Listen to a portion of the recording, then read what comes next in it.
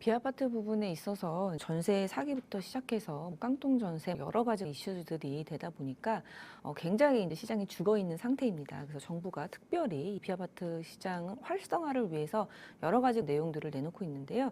여러분들도 다 많이 알 거라고 생각이 들지만 한 번 더 정리를 하고 넘어가면 우리가 투자하는데도 좀 좋은 위치를 차지할 수 있을 거라고 보여지는데, 특히나 이 서울의 재개발 같은 경우에는 다 빌라 투자입니다. 그래서 빌라를 살 때 어떤 식으로 하면은 내가 지금 세금적으로 중과를 받을 수 있는 부분을 중과 없이 갈 수 있는지, 그런 것을 좀 생각해 보면 좋을 것 같아서 한번 준비를 했습니다.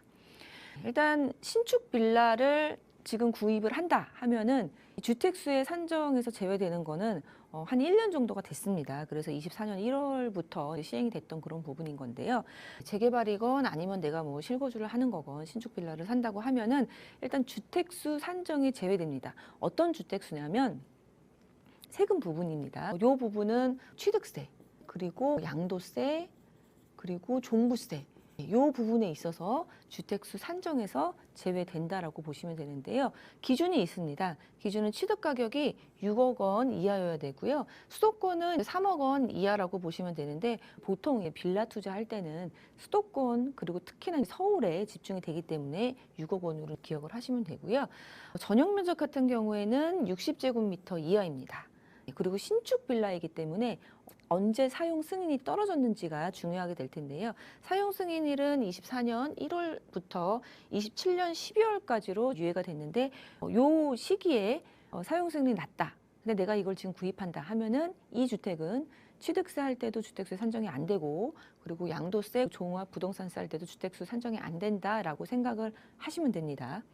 그리고 신축 빌라 말고 내가 지금 관심 있는 거는 재개발지인데 구축 빌라다. 혜택이 있습니다. 구축 빌라 같은 경우에는 주택임대 사업자로 등록을 할 경우에는 취득세, 양도세, 종부세, 주택수에서 산정이 안 됩니다. 지금 주택임대 사업자 같은 경우에는 워낙에 많은 제재와 그리고 혜택과 핍박을 많이 받았던 그런 사업자라고 볼 수 있는데, 시기별로 내가 언제 등록했냐에 따라서 또 종류에 따라서 여러 가지 혜택들이 중구난방으로 진짜 있는 것도 있고 없는 것도 있고 그런 부분이 있는데 많이 줄어들었거든요. 그리고 주택임대 사업자 같은 경우에는 조건별로 이 혜택을 주는 것들이 굉장히 많습니다. 근데 그런 조건 무시하고 구축 빌라인데 지금 구입하면서 주택임대 사업자를 낸다 하시면은 이런 세금 산정할 때 주택수 산정에서 제외되는 걸로 생각하시면 될 것 같습니다. 그래서 이것도 역시나 마찬가지로 조건이 있는데요. 취득 가격이 6억 원 이하인 경우에 해당이 되고요. 전용 면적은 60제곱미터 이하인 경우에 해당이 됩니다. 그리고 얼마 전에 16일입니다. 16일 날 확실하게 발표가 된 부분인데, 단기 임대 사업도 지금 확정이 됐습니다. 그래서 작년 11월에 법안이 통과가 됐고요. 세부적인 발표가 나기로는 16일에 났는데, 단기 임대 사업이 6년이 가능해집니다. 지금 임대 사업자 같은 경우는 10년이기 때문에 조금은 부담감이 굉장히 컸고요. 그리고 사실상 의무기간이 10년이라는 것은 이제 10년을 지키지 않았을 때 추징되는 것들이 워낙에 많기 때문에 굉장히 이제 조심스러운 부분들이 있는데, 그게 6년으로 대폭 낮아질 수 있는 임대 사업자가 생겼다는 것은 굉장히 호재라고 볼 수 있습니다. 그래서 단기 임대 사업이 6년, 의무기간 6년짜리가 가능합니다. 근데 6년이라고 하면 6년 있다가 임대사업자가 없어진다 이렇게 생각하실 수가 있는데, 그거는 아니고요. 의무기간이 6년인 6년만 지키면은 세제 혜택을 받을 수 있는 임대사업자라고 생각을 하시면 되고요. 25년도 6월부터 시행 예정입니다. 그래서 지금 만약에 집을 뭐 투자할 그런 빌라를 보고 있다 하시면은 집을 찾고 계약하고 3개월 있다가 계약하고 그리고 등기한 다음에 2개월 이내로 임대사업자 등록하시면 되기 때문에 그런 부분 감안하시면은 6월에 시작이니까 지금 넉넉하게 집을 찾아도 된다, 이렇게 보실 수가 있겠습니다. 그리고 주택임대사업자 세금 혜택입니다. 이 주택임대사업자 세금 혜택 없다라고 생각하실 수 있는데, 사실은 어느 정도는 남아 있습니다. 우리가 투자할 때 사실 아주 적은 그런 혜택이라도 꼼꼼하게 따져보시면 굉장히 유리한 이점을 차지할 수 있기 때문에 한번 정리를 해보겠습니다.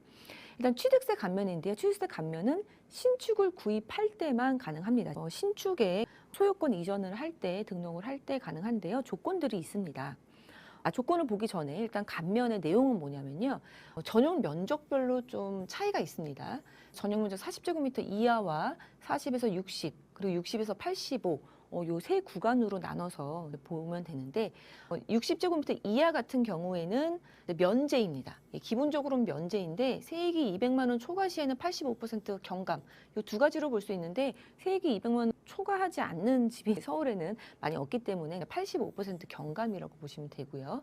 60에서 85 사이는 50% 경감인데 임대주택 20호 이상 등록 시이기 때문에 우리는 요거가 주로 해당이 된다라고 볼 수 있습니다. 그래서 조건이 있습니다.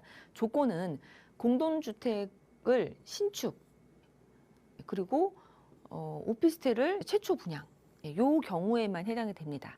그래서 앞서 말씀드렸던 부분이 신축 빌라 구입 시에는 주택수 산정이 안 된다고 했는데 주택수 산정이 안 되는 거는 취득세 할 때 안 되는 거는 내 주택이 다른 집을 살 때 주택수 산정할 때 주택의 수가 안 들어가는 거지 내가 기존에 3주택을 갖고 있다 하면은 지금 사는 주택은 12% 중과가 들어갑니다. 그렇기 때문에 그러한 경우에 좀 활용하시면 12% 중과해서 그래도 85% 감면이 들어간다는 거 따져보시면 좋을 것 같습니다. 지금 어차피 6년이기 때문에 사실상 우리가 투자할 때는 집을 한번 사면은 6년 정도는 기본적으로 갖고 가는 게 기본이거든요. 그래서 그런 거 감안하시면은 좋을 것 같고요. 재산세도 감면이 됩니다. 재산세 감면의 내용은 40제곱미터 이하이고요. 40에서 60, 그리고 60에서 85 이렇게 보면 되는데요. 재산세 감면 혜택이 있습니다. 그래서 40제곱미터 미만은 면제인데요. 세액 50만 원 초과 시에는 85% 경감입니다. 그리고 40에서 60제곱미터의 경우에는 70% 경감, 그리고 50% 경감 이런 식으로 구간 3개로 나눠서 경감의 퍼센티지가 달라진다라고 볼 수 있습니다. 조건이 있습니다. 조건은 공동주택 2세대 이상, 그래서 내가 하나만 운영을 한다 그러면 재산세에는 혜택이 없고요. 2개 이상 운영을 할 때는 85% 감면을 받을 수 있다 보시면 됩니다. 그리고 수도권은 6억, 그리고 비수도권은 3억 이하인 경우, 요 6억은 공시 가격입니다. 오피스텔은 기준 시가라고 볼 수 있는데 오피스텔이나 이제 빌라 같은 경우에 이제 공시 가격이 굉장히 낮기 때문에 거의 다 요거는 해당이 된다라고 보시면 되겠고요. 오피스텔도 2세대 이상입니다. 그 가격의 조건은 수도권은 4억 원 이하인 경우에만 해당이 됩니다. 빌라 하나 갖고 있고 오피스텔 하나 갖고 있으면 요건 해당 사항이 없고요. 각각 2개씩 이렇게 요거 2개, 요거 2개 이제 묶여졌을 때 이런 혜택을 받을 수 있다라고 보시면 됩니다. 그리고 가장 무서운 건 종합부동산세일 수밖에 없는데요. 우리 다주택자를 옥죄면서 지난 정권 때 종합부동산세가 집이 좀 많은 분들을 힘들게 했던 부분들이 있는데 종합부동산세 합산 배제 조건이 있습니다. 예전에는 전부 다 조정대상 지역이었기 때문에 이게 되냐 안 되냐 거의 안 된다 뭐 이런 얘기들이 있었는데 지금은 거의 대부분 조정대상 지역에서 빠졌습니다. 그래서 좀 눈여겨볼 만합니다. 종부세 합산 배제 조건을 한번 보면요. 공시가격 수도권 6억 이하인 경우입니다. 공시가격 6억 이하에 매입했을 경우에만 해당이 되는 거고요. 그리고 하나 시점을 두고 앞뒤로 나눠서 생각을 해봐야 될 것 같은데요. 2018년 9월 14일 이후에 매입을 했는지 이전에 매입을 했는지를 나눠서 생각을 해야 됩니다. 2018년 9월 14일은 이제 파리 대책의 시행 시점이라고 보면 되는데요. 2018년도에 파리 대책이 굉장히 파격적으로 나왔던 게 저도 지금 아직 기억이 생생한데요. 2018년 9월 14일 이전에 매입을 했으면은 이 공시가격 조건만 해당이 되면 종합부동산세 합산 배제가 전부 다 됐다라고 보시면 되고요. 이 이후에 매입한 것들은 비조정 대상 지역이면은 종합부동산세 합산 배제의 대상이 됩니다. 근데 요 기준은 매년 종합부동산세는 6월 1일 기준으로 해서 그해 12월에 납부 의무가 지어지기 때문에 6월 1일 날 조정 대상 지역 내에 있었는지 없었는지를 좀 판단을 해보시면 될 텐데요. 서울이 다 전체가 조정 대상 지역이었기 때문에 혜택 못 받았던 거는 지금 받을 수 있다는 거 좀 꼼꼼히 체크해 보시면 좋을 것 같습니다. 그리고 소득세입니다. 우리 월세 받으시는 분들 혹은 전세로 갖고 있으면서 간주 임대료로 해서 월세 산정해서 소득세 내시는 분들이 있을 텐데요.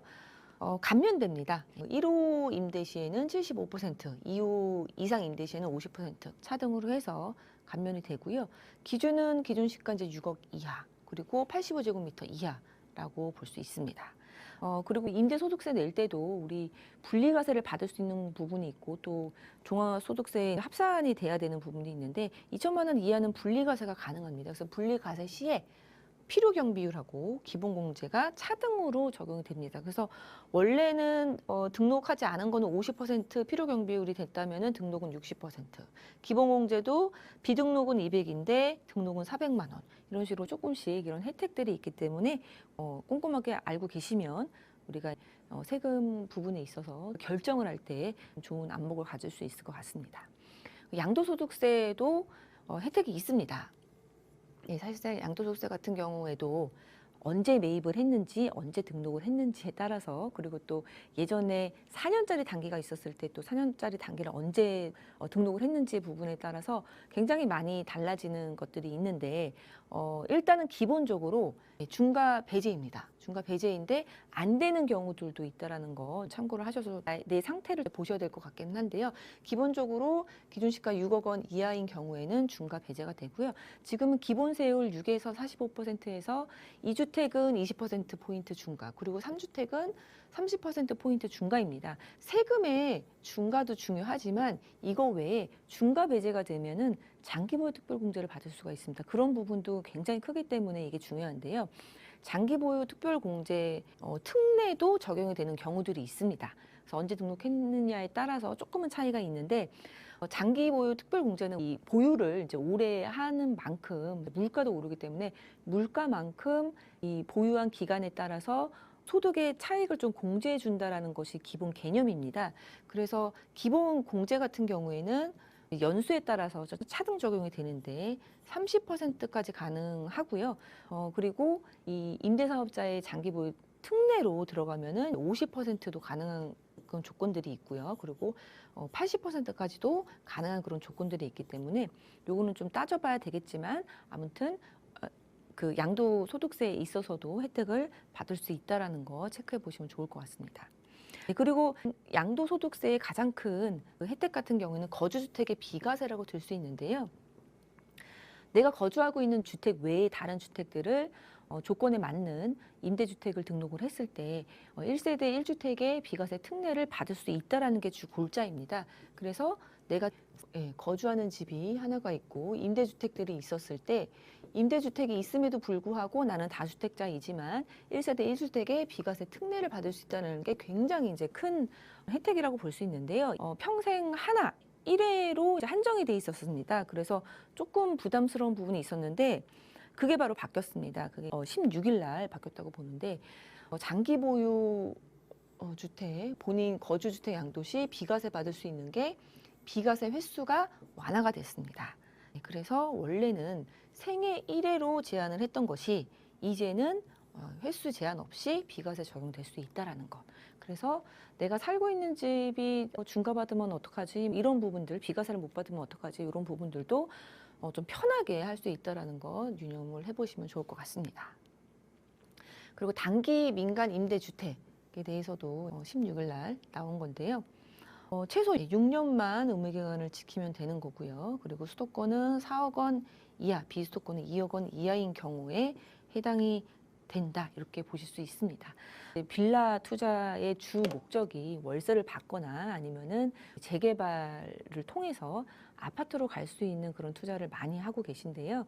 빌라 투자할 때 구축이냐 신축이냐에 따라서 그리고 면적이나 아니면 공시지가 이런 가격에 따라서도 이런 혜택을 받을 수 있는 부분이 굉장히 차등적으로 적용이 되기 때문에 그러한 부분들 좀 꼼꼼히 따져보시면은 우리가 사실은 투자할 때 좋은 집 되는 것도 중요하지만 내가 그 집을 팔았을 때에 어느 정도의 혜택들을 받고 세금으로 절세를 할 수 있는지도 중요한 것 같습니다. 그래서 투자의 기본이시기 때문에 이러한 틀을 좀 갖고 계시면 좋을 것 같습니다.